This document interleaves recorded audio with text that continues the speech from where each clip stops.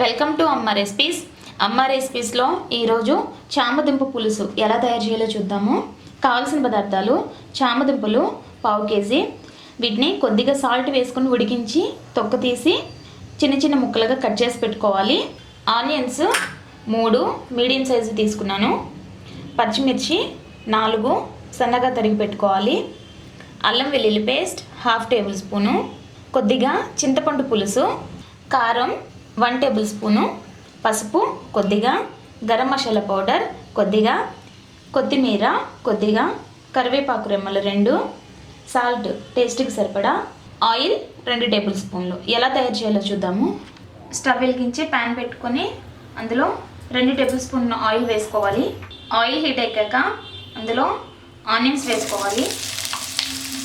అలాగే పచ్చిమిర్చి వేసుకోవాలి. కొంచెం సాల్ట్ వేసుకోవాలి.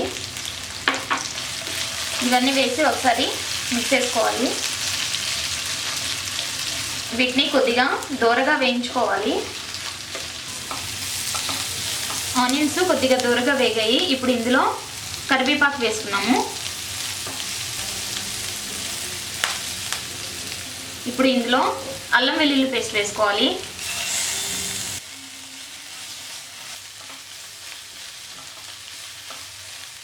అల్లం వెల్లుల్లి పేస్ట్ని పచ్చివాసన పోయే వరకు వేయించుకోవాలి. ఇప్పుడు ఇందులో ఉడికించి పెట్టుకున్న చామదుంపలను వేసుకోవాలి.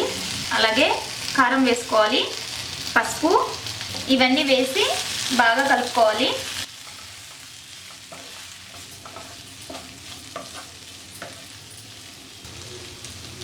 ఇలాగా మిక్స్ చేసుకున్న తర్వాత దీన్ని ఒక 2 నిమిషాల పాటు మగ్గించుకోవాలి. ఇలాగా 2 నిమిషాల పాటు కుక్ చేసుకున్న తర్వాత ఇప్పుడు ఇందులో మనం ముందుగా కలిపి పెట్టుకున్న చింతపండు పులుసుని పోసుకోవాలి. అలాగే అదే కప్పుతోటి ఇంకొక కప్పు వాటర్ పోసుకోవాలి. గ్రేవీ కోసం ఇంకొక కప్పు వాటర్ని ఎక్స్ట్రా యాడ్ చేసుకోవచ్చు. ఇప్పుడు దీన్ని మీడియం ఫ్లేమ్లో పెట్టుకొని ఒక 5 నిమిషాల పాటు మూత పెట్టుకొని కుక్ చేసుకోవాలి. 5 నిమిషాల తర్వాత కర్రీని ఒకసారి బాగా మిక్స్ చేసుకుని చివరిగా ఇందులో ఇప్పుడు గరం మసాలా పౌడర్ వేసుకోవాలి.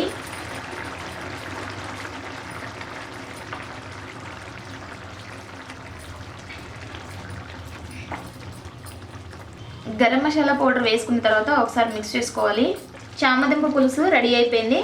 స్టవ్ ఆఫ్ చేసుకున్నాము. స్టవ్ ఆఫ్ చేసి కొత్తిమీరతో గార్నిష్ చేసుకున్నాము. అంతే, ఎంతో టేస్టీగా ఉండే చామదుంప పులుసు రెడీ. మరిన్ని వంటల కోసం అమ్మ రెసిపీస్లో సబ్స్క్రైబ్ కాగలరు. Thank you.